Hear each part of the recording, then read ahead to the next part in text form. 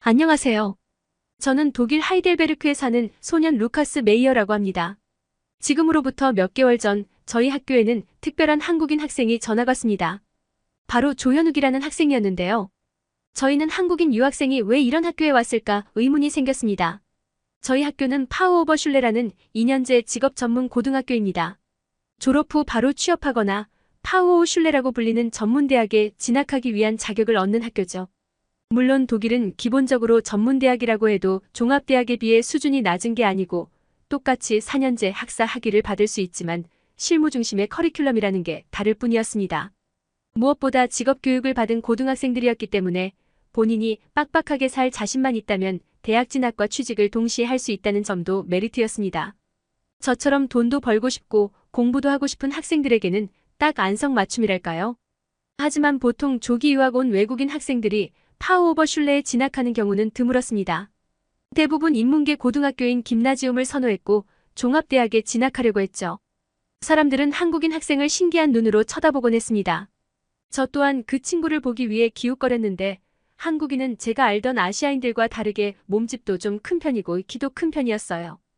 동양인은 왜소할 거라고만 여겼던 제 편견을 부숴버리는 사람이었죠. 한동안 관심의 대상이 되었지만 현욱은 조용하고 말이 없는 사람이었어요. 계속 말을 걸던 친구들도 그의 대답이 재미없었는지 곧이어 관심을 끄게 되었습니다. 하지만 그로부터 얼마 지나지 않아 다시 그 한국인 학생은 이슈의 중심이 되었습니다. 그 학생이 우리와 같은 청소년이 아니라 20대 성인이라는 겁니다. 동양인의 특성 탓인지 어려 보이는 외모를 하고 있어 좀 성숙한 느낌은 있어도 성인일 거라 생각하진 않았는데 우리보다 나이가 많았어요.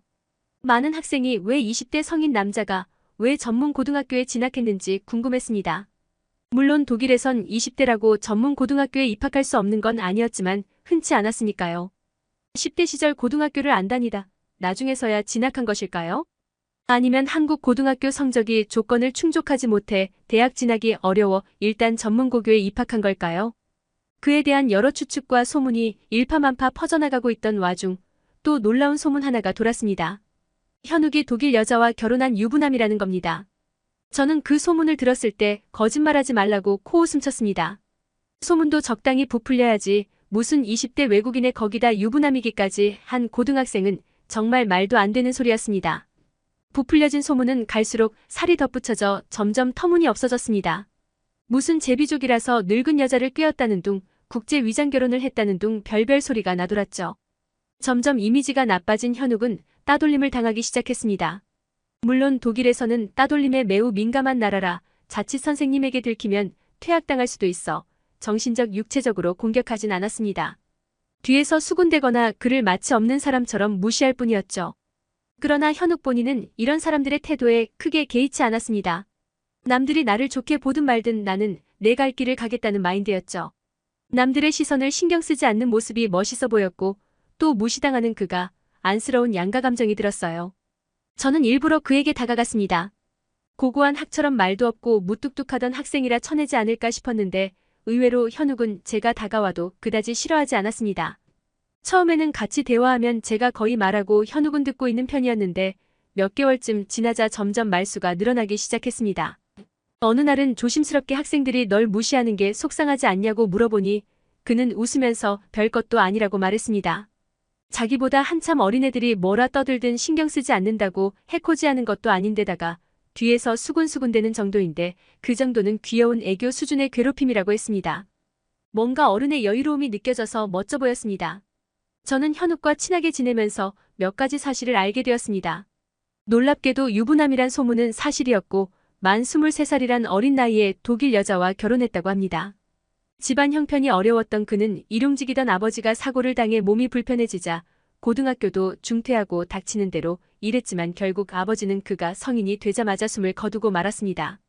충격을 받은 현욱은 몸이 고생하면 심적 고통이 덜할까 미루지 않고 바로 입대했습니다. 2년 뒤 군대에서 돌아온 그는 바로 생활전선에 뛰어들었습니다. 부모님이 돌아가시고 의욕을 잃은 그는 무언가 되어야겠다는 생각도 없이 그저 먹고 살기 위해 일할 뿐이었습니다. 그러던 중 고깃집 아르바이트를 했을 때 지금의 와이프를 만났고 술주정을 부리던 사람에게 그녀를 구해준 것이 인연이 되었습니다. 처음에는 적극적으로 구해오는 그녀에게 당황했지만 결국 받아들이게 되었고 사귄 지 고작 6개월 만에 그녀를 따라 독일로 떠났다고 합니다. 현욱은 어차피 자기는 가족이나 번듯한 직장도 없었기 때문에 딱히 한국에 미련이 없었다고 했습니다. 사랑이 깊어져 사귄 지 2년 1개월 만에 결혼에 골인했고 독일에 온 뒤로 열심히 언어를 공부했던 그는 독일어 공인 시험을 보고 지금 학교에 입학했다고 했지요. 중퇴자였던 현욱은 고등학교 성적과 수능 성적이 없어 대학에 진학하는 건 어차피 불가능했고 고등학교부터 다시 시작해야 했습니다. 그는 졸업 후 취직과 학업을 병행할 수 있는 파우오버슐레가 마음에 들어오게 되었다고 해요. 와이프는 자기한테 너무나도 과분한 사람이고 원래대로라면 자기같이 아무것도 없는 남자는 넘보지도 못할 정도로 좋은 조건의 여자라고 했습니다. 선택해준 게 고마워서라도 꼭 열심히 공부해서 성공해야 한다고 말했죠. 현욱은 제비족도 아니고 늙은 할머니와 결혼한 것도 아니었습니다. 한량이나 제비와 먼 성실한 성격에 와이프도 연상이긴 했지만 현욱과 같은 20대였죠. 어느새 시간은 흘러 2학년이 되었고 그동안 우리는 무척 친밀한 사이가 되었습니다. 학교를 졸업하면 같이 여행 가자고 약속도 했죠. 하지만 불행하게도 저는 현욱과 같이 졸업하지 못하고 중간에 학교를 쉬었습니다. 제가 림프종에 걸려 병마와 싸워야 했기 때문입니다. 다행히도 조기 발견하여 수월하게 치료할 수 있었다는 게 불행 중 다행이었습니다. 저보다 먼저 졸업한 현욱은 일과 학업을 병행하느라 바쁜 삶을 살고 있었습니다. 1년 뒤 치료가 끝나고 다시 학교에 돌아왔던 날은 겹경사의 날이었습니다. 고대하던 현욱의 영주권이 나온 날이기도 했거든요. 결혼비자로 영주권을 받으려면 3년 이상 배우자와 함께 독일에 거주해야 하고 경제적 자립 능력을 증명해야 했는데 학교를 졸업하고 취직한 현욱은 이 모든 요건을 충족했던 것이죠. 그때 현욱의 집에 초대받아 함께 파티했던 기억도 나요. 다시 일상을 되찾은 저는 의욕적으로 학교 생활을 했습니다. 그런데 학교의 동급생이 저에게 하교할 때마다 교문 밖에서 어떤 놈들이 널 뚫어져라 쳐다보는 거 아냐고 물었습니다. 지나갈 때 몇 번 봤다면서 이상한 인간들 같으니 조심하라고 말했습니다. 동급생의 말을 듣고 찝찝했던 저는 하굣길 주변을 두리번거리고 쳐다봤고 어떤 남자들과 눈이 마주쳤습니다. 순간 저는 소름이 돋았습니다.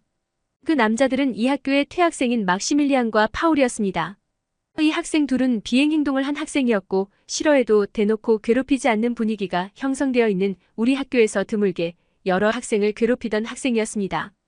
그 대상에는 현욱도 있었죠. 저는 둘의 행동을 가만둘 수 없어 사진과 영상을 찍어 증거를 남겨놓았고 제 증거가 제출되자 두 사람은 퇴학당했습니다. 독일은 이런 부분에 있어서 다른 나라들보다 훨씬 가차없는 나라라 교정되지 않는 문제 학생을 절대 가만두지 않았습니다. 두 사람은 결국 퇴학 문제 때문에 대학 진학이 가능한 전문 고등학교에도 전학하지 못했다 들었습니다. 그 때문일까요? 막시밀리안과 파울은 저를 무시무시한 눈빛으로 쏘아보고 있었습니다. 애써 모른 척하며 친구와 하교했지만 정말이지 등골이 서늘해졌습니다. 저는 그 뒤로 하교할 때 항상 막시밀리안과 파울이 학교 앞에 있는지 확인하고 뒷문으로 하교하곤 했습니다. 그로부터 한 달 뒤 흉흉한 기세를 내뿜었던 그들은 사라졌고 저는 안도의 한숨을 쉬며 오랜만에 정문으로 하교했습니다. 졸업을 앞두고 이날 학교 도서관에서 늦게까지 공부한 저는 평소보다 인적이 드문 시간대에 혼자 하교하고 있었습니다. 학교 근처 펍에 있는 현욱에게 곧 가겠다고 통화하고 있던 저는 갑자기 제 어깨를 두드리는 소리에 뒤를 돌아봤습니다. 고개를 돌리니 싸늘한 눈빛으로 노려보고 있던 파울과 막시밀리안이 있었습니다. 순간 저는 덜컥 마음이 내려앉았습니다. 그들은 사냥용권을 들고 있었어요. 그들에겐 술 냄새가 났고 저는 그 둘이 지금 제정신이 아니라는 걸 알았습니다. 빠르게 피하려고 했지만 파울과 막시밀리안은 저를 잡아챘고 비명을 질렀습니다. 그들은 내 인생을 망가뜨렸으니 너도 가만두지 않을 거다라고 말하면서 세게 발길질하기 시작했습니다. 제가 정신을 못 차리는 사이 그들은 갑자기 제 옷을 벗기기 시작했습니다. 강하게 저항하면 때렸고 저는 결국 속옷 차림으로 사진을 찍혔습니다. 그들은 제 사진을 인터넷에 올려버릴 거라고 했습니다. 저는 그런 행동을 하고도 너희들이 무사할 것 같냐고 했지만 상관없다고 했습니다. 어차피 자기들 인생은 망했는데 한 번 더 망한다고 달라질 게 없다고 했습니다. 그들은 저를 다시 해코지하기 시작했지만 누군가가 그만해 라고 외치며 제지했습니다. 바로 현욱이었습니다. 현욱은 파울과 막시밀리안을 보며 대체 너희들이 왜 여기 있냐고 말했습니다. 파울은 비아냥거리는 말투로 여전히 둘이 어울려 다니냐면서 비웃었습니다. 현욱은 그들의 말을 무시하고 저를 데려와 자신의 뒤에 숨겼습니다. 의외로 두 사람은 순순히 저를 현욱에게 넘겨주었습니다. 현욱은 학교 끝나고 온단 사람이 갑자기 비명을 지르길래 깜짝 놀라서 뛰어왔다며 자켓을 벗어 걸쳐주었습니다. 저는 힘없는 목소리로 그들이 제 이런 모습을 찍은 사진을 가지고 있다고 말했습니다. 현욱은 깜짝 놀라 그들에게 당장 지우라고 했지만 막시밀리안은 그냥은 못 지워준다고 했습니다. 이 사진을 지우고 싶으면 자기가 말한 조건을 하나 들어줘야 한다고 했죠. 인근 숲에 멧돼지가 득실거리는데 거기서 한 마리를 총으로 잡아오면 이 사진을 지워주겠다고 한 겁니다. 저는 말도 안 되는 소리라고 외쳤습니다.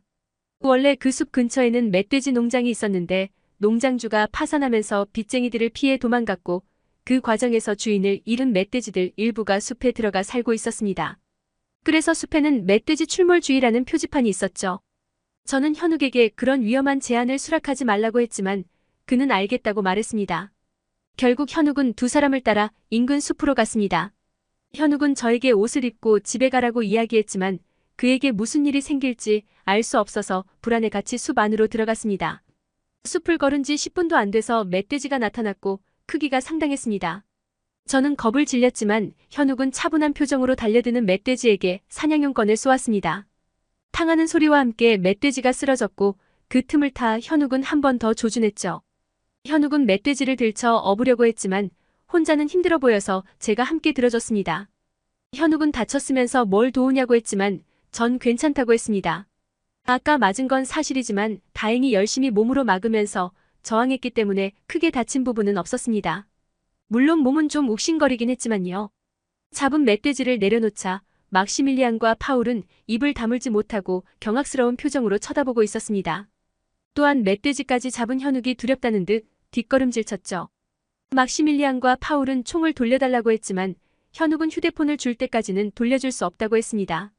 파울은 사진만 지우면 되지 왜 휴대폰까지 줘야 하냐고 날뛰었지만 현욱은 그럼 나도 이걸 줄 수 없다면서 너희를 가만히 두지 않을 거라고 이야기했습니다.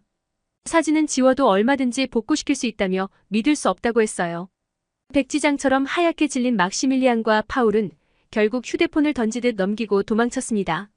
현욱은 주머니에 있던 자신의 휴대폰으로 대화를 다 녹음해두고 있었고 경찰서에 둘을 신고한 뒤 증거로 제출했습니다. 막시밀리안과 파울은 큰 처벌을 받고 감옥에 가게 되었죠. 반면에 현욱은 멧돼지를 쏜 것 때문에 과태료를 물긴 했지만 그 외 처벌은 받지 않았습니다. 저는 어떻게 그렇게 총을 잘 쏘냐고 물었습니다. 그는 한국에서는 대한민국 남자라면 누구나 2년 동안 군대를 다녀온다면서 거기서 사용법을 다 배우고 훈련한다고 했지요. 그리고 독일은 까다롭긴 하지만 교육과 시험을 보면 소지하는 게 가능하다고 해서 총기 소지를 허가받았다고 했어요. 얼마 후 현욱과 실탄 사격장에 갔었는데 모두 명중하는 모습을 보고 감탄했습니다. 주변에 있는 사격장 손님들마저 박수칠 정도였죠. 현욱과 저는 그 뒤로 더 끈끈한 사이가 되었습니다. 얼마 전 현욱의 부인이 임신하여 그는 인생 최고로 행복한 시간을 보내고 있는데요. 굴곡 많았던 그의 인생에 앞으로 좋은 일만 있기를 바랍니다.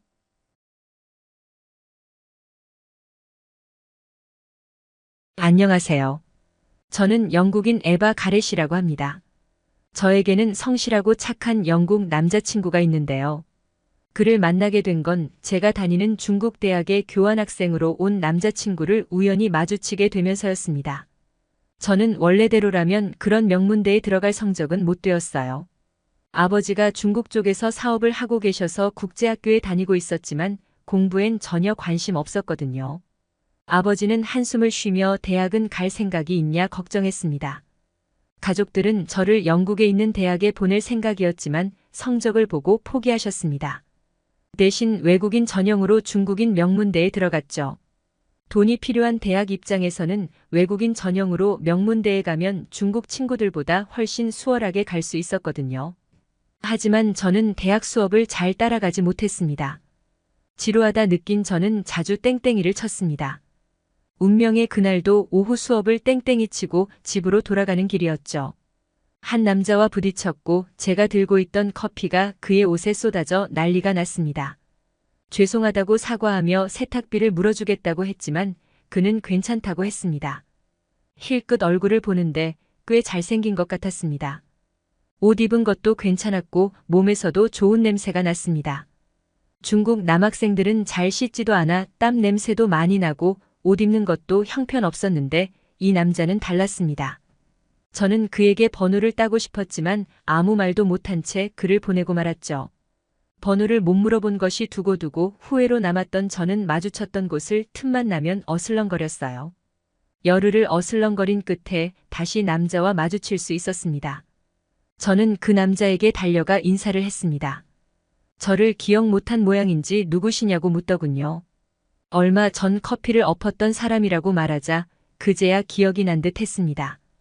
저는 그때 너무 미안했다며 식사라도 대접하고 싶다고 말했습니다. 그는 극구 거절했지만 물러서지 않고 제가 여러 번 요청하자 난감한 표정으로 그럼 이따 점심시간에 학교 식당 앞에서 보자는 말을 하더군요. 그와 그렇게 첫 식사를 하게 되었습니다. 제가 마음에 든 남자는 중국인이 아니라 한국 교환학생이었습니다. 어쩐지 중국인이라기엔 옷도 잘 입고 청결한 게 이상하다 싶더라니 역시 외국인이었어요. 식사를 끝낸 뒤 남자와 번호를 교환하고 SNS를 서로 팔로우하는 데 성공한 저는 그를 꼬실 계획을 세웠습니다. SNS를 보니까 봉사활동 다니는 걸 좋아하는 청년 같았습니다. 그전까지는 관심도 없던 교내 봉사활동 프로그램을 열심히 다니기 시작했고 덕분에 그와 자주 마주쳤습니다. 저런 성실한 남자를 꼬시려면 화려한 모습보다는 순박한 모습을 보여주는 게 더 유리하다고 생각했기에 일부러 봉사활동에 갈 때는 평소엔 잘 안 입는 수수한 옷을 입고 열심히 할머니 할아버지들을 돌보는 모습을 보여줬습니다. 그는 점점 저에게 호감이 느꼈고 마침내 사귀는 사이가 되었습니다. 하지만 연인이 되었다는 기쁨도 잠시. 남자친구의 교환학생 기간이 끝나가고 있었습니다. 그는 방학 때까지는 함께 있을 수 있지만 다음 학기부터는 원래 다니던 학교에 돌아가야 하기 때문에 한국으로 간다고 이야기했습니다. 방학 때면 중국에 놀러 오겠다면서 섭섭한 저의 마음을 달래주고자 노력했죠. 그러나 저는 그와 함께 있고 싶은 마음에 교환학생 기간을 연장하면 안 되냐고 했습니다. 원래는 교환학생이 연장되는 경우는 드물지만 저희 학교는 1회에 한해서 교환학생을 연장할 수 있었거든요. 그러나 남자친구는 그럴 수는 없다며 자기도 한국에 가서 계획해 놓았던 것들을 해야 한다고 말했습니다. 한순간에 고민 없이 단칼에 거절한 그를 보고 상처 입은 저는 순간 욱한 마음이 올라와 그럼 헤어지자고 말했습니다. 장거리는 절대 자신 없다고 너만 바라볼 자신이 없다고 이야기했죠. 진심으로 한 말은 아니었습니다. 하지만 속상한 마음에 남자친구에게 상처 주고 싶어서 일부러 독하게 말한 거였어요. 실제로도 남자친구는 제 말에 크게 충격을 받은 듯 했습니다. 순간 이성을 되찾은 저는 아차 싶었지만 남자친구는 풀이 죽은 목소리로 내가 그렇게 생각한다면 어쩔 수 없지라고 이야기하더니 자리에서 일어났습니다. 사라지는 그의 모습을 보며 붙잡고 싶었지만 일말의 자존심 때문에 남친의 뒷모습에 눈도 떼지 못한 채 눈물만 글썽였습니다. 그 뒤 많은 후회와 눈물의 시간을 보낸 저는 그에게 전화를 여러 번 걸었지만 절대 받지 않더군요.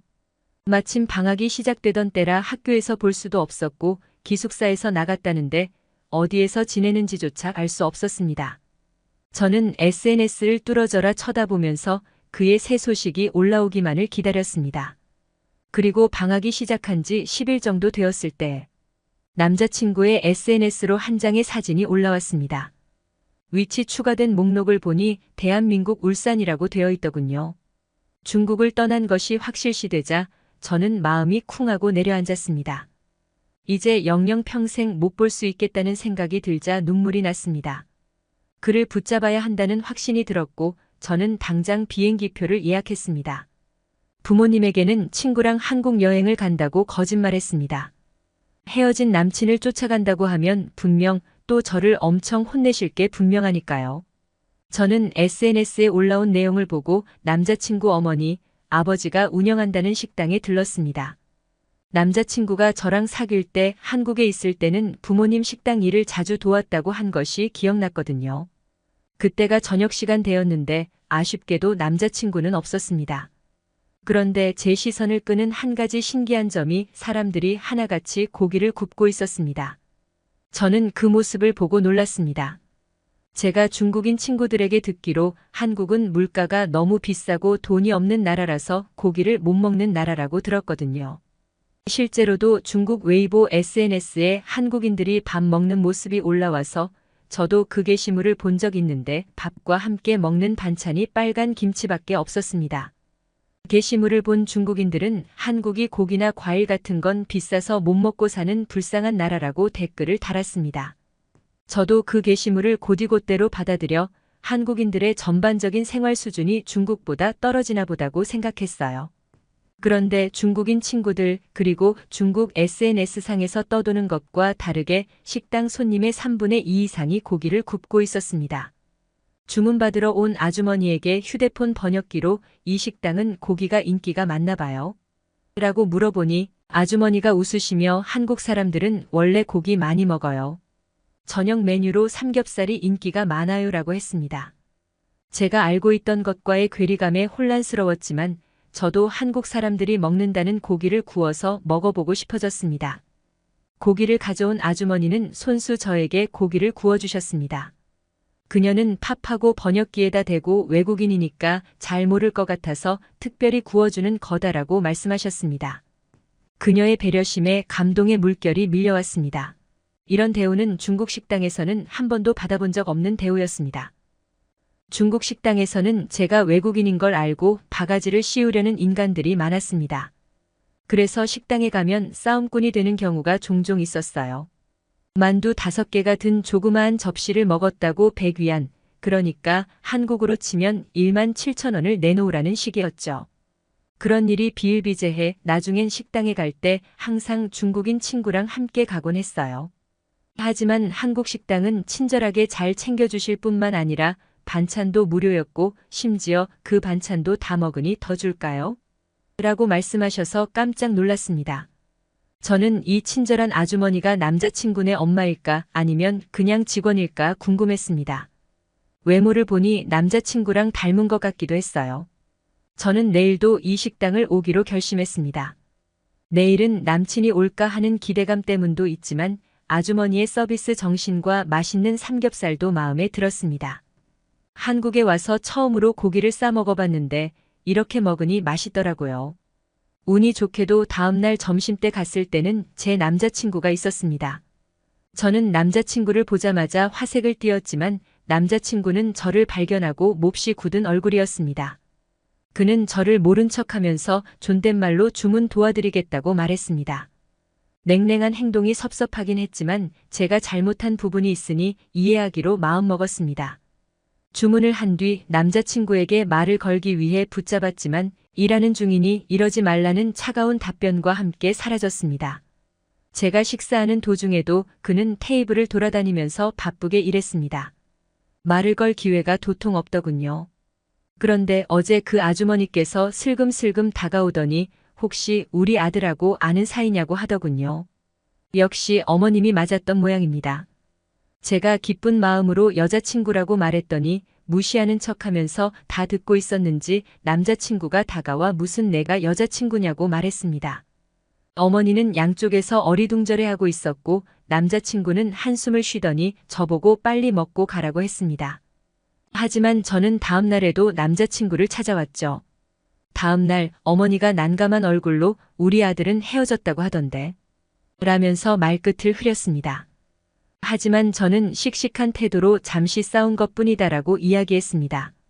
남자친구는 여전히 의도적으로 저를 아는 척하지 않았지만 어머니는 남자친구랑 다시 잘해보려고 외국까지 온 제가 안쓰러웠는지 저에게 친절하셨습니다. 그렇게 찾아온 지 5일째 되는 날. 점심시간에 남자친구가 안 보여서 두리번거리고 있으니 아주머니가 저에게 다가왔습니다. 남친이 복학 관련해서 학교에 직접 가 처리해야 하는 일이 있다 보니 아침 일찍 서울에 갔다고 하더군요. 남자친구네 아버님은 가족 일로 잠시 다른 곳에 내려가 계신 상태였고 알바도 오늘은 쉬는 날이라 어머니는 혼자 해야 한다고 힘들어하고 계셨습니다. 저는 어머니에게 도와드리겠다고 말했습니다. 어머니는 그래도 될까? 라고 망설이는 듯 하셨지만 결국 제가 도와주는 걸 허락해 주셨죠. 서툴지만 열심히 일하는 모습을 보면서 어머니는 성실하고 착한 아가씨라고 칭찬해 주셨습니다. 그리고 저녁 시간이 되자 남자친구가 식당 문을 급하게 열며 들어왔습니다. 남자친구는 어머니가 힘들까 걱정이었는지 당일 바로 서울에서 내려온 듯 했는데 식당에 제가 일하고 있자 무척 당황한 듯 했습니다. 어머니로부터 자초지종을 들은 그는 식당 영업이 끝나자 저를 따로 불러냈습니다. 그는 먼저 헤어지자고 해놓고 왜 인제 와서 이러는지도 모르겠다고 혼란스러워했어요. 저는 간절한 목소리로 진심이 아니었다고 말했습니다. 헤어지자는 말을 한 걸 무척 후회하고 있고 다시는 그런 행동을 하지 않겠다고 남자친구 앞에서 맹세했어요. 남자친구는 그런 저를 보며 한숨을 쉬더니 다음에는 절대 용서하지 않을 거라고 이야기했습니다. 이렇게 저는 남자친구와 다시 사귀게 되었어요. 다시 사귀고 난 뒤 중국에 가기 전 2주간을 울산에서 보냈는데 어머님과 남친이 장 본다고 해서 저도 마트에 따라간 적이 있었거든요. 어머님 식당에서부터 뭔가 예상했던 광경과는 달라 이상하긴 했는데 마트에 가보니 알겠더라고요. 한국인들은 먹는 것도 부실하고 잘 못 먹는다는 말은 중국인의 거짓말이었습니다. 계산대 줄에 서 있었을 때 다른 사람 장 본 걸 구경하니까 과일, 고기, 야채 등등 웬만한 건 다 사 먹던데 무슨 한국이 못 먹고 산다는 건지. 하여간 중국인들은 입만 열면 구라라니깐요. 시간이 흘러 1년이 지났습니다. 저희는 비록 서로 멀리 떨어져 있지만 끈끈한 사랑을 키워갔습니다. 한국에 들릴 때마다 남자친구 부모님도 꼭 뵈었죠. 아버님은 어머니한테 얘기 많이 들었다면서 참하다고 칭찬해 주셨어요. 저는 이번 달 9월에 남자친구 학교에 교환학생으로 가게 됩니다.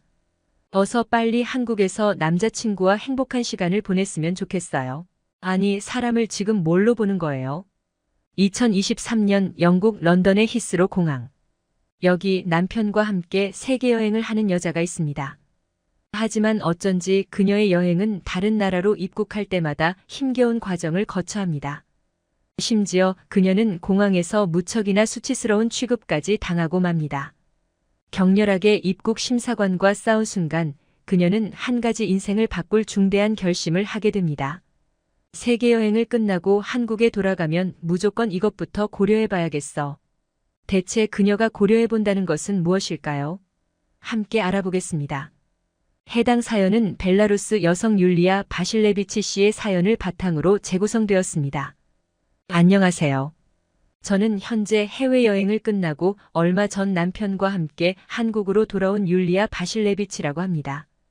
저는 원래는 20대 초반 한국에 모델 일을 하러 왔다가 이태원에 놀러 갔던 주말 취객으로부터 저를 구해준 남편과 사랑에 빠졌습니다.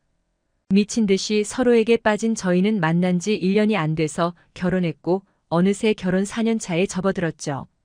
그러던 어느 날 남편은 조심스럽게 저에게 한국 국적을 따는 게 어떻겠냐고 제안했습니다. 앞으로 계속 한국에서 살아갈 예정이라면 귀화하는 게 더 좋겠다고 말한 거죠. 하지만 그 당시 이미 영주권을 딴 상태였고 큰 불편함을 느끼지 못했기 때문에 귀화해야 할 필요성을 못 느꼈습니다. 한국 국적을 포기해도 좋으니 벨라루스 국민으로 떳떳하게 살아가고 싶었어요. 남편은 그러나 무척 걱정이 많았습니다. 벨라루스는 민주화 시위와 우크라이나 전쟁의 여파로 나라의 정치적 상황이 매우 불안정했습니다. 벨라루스는 현재 대한민국 외교부가 지정한 출국 권고 국가이며 우크라이나 접경 지역은 아예 여행 금지 지역입니다. 그 때문에 남편은 무척 불안해했습니다. 전쟁이 계속 장기화되면 러시아의 연맹국인 벨라루스도 전쟁에 참여하게 될 수 있었기 때문입니다. 이미 러시아와 우크라이나는 여성 군인들이 전쟁에 참여하고 있었고 푸틴은 해외 영주권자의 징병까지 허용한 후였습니다. 벨라루스도 그러지 말란 법이 없었기 때문에 남편은 제가 한국 국민이 되기를 바랐습니다. 저는 남편과 계속 이 문제로 갈등하고 있었고 그러던 중 남편은 독립하여 자기 사업을 꾸리기 위해 회사에 사표를 쓰고 나왔습니다. 남편은 사업을 시작하고 나면 정신없어 바쁘기 때문에 그 전에 저와 오붓한 시간을 보내고 싶다고 말했습니다. 그래서 함께 3개월 동안 세계 여행을 떠나기로 했습니다. 물론 4개월 만에 세계 일주처럼 대부분의 나라를 도는 것은 불가능하고 평소 가고 싶었던 나라들 위주로 가게 되었습니다. 여행은 좋았고 행복했지만 중간중간 힘들거나 불쾌해지는 순간들이 있었습니다. 바로 입국할 때 심사대에서 일어나는 상황들 때문이었습니다. 친구가 사는 필리핀에 가기 위해 저는 미리 비자를 발급받고 마닐라에 있는 국제공항을 통해 입국하려고 했습니다. 하지만 입국 심사관들은 어쩐지 저를 들여보내주려 하지 않았습니다. 관광비자가 있다고 말했음에도 불구하고 그들은 마치 제가 불법 체류가 목적인 사람인 마냥 의심하는 눈으로 보고 있었습니다. 저는 억울하기 그지없었지만 저의 결백함을 증명하기 위해 무려 6시간을 공항에 갇혀 있으면서 수많은 질문에 답하고 온갖 서류들을 통해 제 정보를 제공해야 했습니다. 남편과 함께 입국 후 함께 보려고 했던 야외 공연이 있었는데 입국이 늦어져 첫날부터 표도 날리고 엉망이 되어버렸죠. 공항에서 겨우 빠져나온 저는 어딜 돌아다닐 생각도 못하고 피곤한 채로 호텔에서 바로 잠자리에 들었습니다. 다음 날엔 친구네 집을 방문하여 함께 식사하던 중 어제 일에 관해 이야기를 꺼내니 친구 또한 제 말에 무척 공감했습니다. 친구는 회사 일 때문에 출장을 다녀 필리핀의 지역 공항들도 자주 이용하는 편인데 해외 입국이 아닌 필리핀 지역 내를 이동하기 위해 비행기를 타는데도 자기한테 깐깐하게 검사를 하고 심하면 서너 시간 이상씩 잡혀 있다가 미팅에 늦을 뻔한 적도 있다고 했습니다. 저와 친구는 서로의 처지에 대해 하소연하면서 나라 국력이 약하니 이런 것 같다는 결론을 내렸습니다. 그 뒤에도 저는 이런 불편한 상황을 계속 겪어야 했습니다. 기가 막히게도 벨라루스의 무비자 입국 국가인 베트남에서조차 저는 비슷한 취급을 받아야 했습니다. 어떤 심사관은 무례하게도 일부러 벨라루스에 살기 싫어서 도망쳐 온 건 아니죠? 시위대였나요? 라는 질문까지 했습니다. 아무리 벨라루스가 언론 탄압이 심하고 정치 상황이 어지럽다지만 선진국도 아닌 베트남 같은 동남아 국가에 도망쳐 온다고요? 반면에 한국인 남편에 대한 대우는 저와는 180도 달랐습니다. 심사대 직원들은 남편의 한국 여권을 보자 질문도 하지 않고 들어가라고 휙휙 보냈습니다. 저한테는 엄격하고 깐깐하기 그지없었던 직원들이 한국인 남편한테는 웃어주고 농담하는 때도 많았죠. 심지어는 한국어로 안녕하세요라고까지 말했습니다. 독일 공항에서는 또 이런 일도 있었습니다. 독일 공항은 유럽에서도 까다롭기로 유명한 곳인데요. 그날 저희 비행기 승객 중 한 명의 짐에서 약이 검출되어 공항에서 평소보다 철저하게 검사했었습니다. 그런데 한국 여권을 보여주자 다른 사람의 짐과는 달리 대충 검사하는 것이 보였습니다. 그 뒤 형식적인 질문만 몇 개 하고 즐거운 여행이 되세요. 라고 보내더군요. 하지만 뭐니 해도 한국의 힘을 느낀 건 영국에서였습니다. 영국에서는 한국인들은 자동입국 심사대가 있어 훨씬 간편하게 심사를 받을 수 있더군요. 대면 인터뷰도 하지 않고 여권을 스캔하는 것만으로도 입장하는 것을 보고 저는 너무 부러웠습니다. 남편과 달리 저는 여기서도 어김없이 의심과 신문에 시달렸습니다. 하지만 이번에는 너무 심했는데요. 지금까지 별별 의심을 다 받아봤지만 몸을 파는 여자로 의심받은 건 처음이었습니다. 너무 화가 나 사람을 대체 뭐로 보는 거냐고 소리를 질렀죠. 그러나 출입국 심사관은 눈 하나 깜짝 안 하며 영국은 성매매 비규제 국가라서 이쪽으로도 동유럽 여자들이 몸을 많이 팔러 온다라며 제가 지나치게 감정적으로 반응하는 게 수상하다고 했습니다. 남편과 여행을 왔을 뿐이라고 해명했지만 심사관은 여전히 실눈을 뜨고 남편인 건 맞냐? 포주가 아닌 걸 증명할 수 있냐? 고 물었습니다. 마지막 수단으로 저는 한국 영주증을 꺼냈습니다. 한국 여권만 보여주면 당당하게 입장하는 남편이 부러워 혹시나 하는 마음에 여행 전 챙겨두었던 영주증을 캐리어에서 꺼내 핸드백에 넣어두었거든요. 저는 큰 소리를 치며 당장 보라면서 결혼해서 한국에서 살면서 얻은 영주증이라고 했습니다. 한국에서 영주권을 얻어 잘 살고 있는 사람이 뭐가 아쉬워서 영국에 몸을 팔러 오겠냐고 말했죠. 심사관은 영주증을 떨떠름한 얼굴로 받아들더니 잠깐만 기다리라고 했습니다.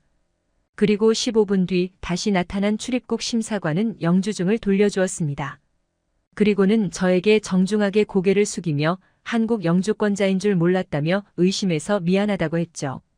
제가 벨라루스 여권을 내밀었을 때는 그렇게 무시하더니 한국 남자와 결혼해서 영주권자라는 사실을 아니 태도가 180도 달라진 거 있죠.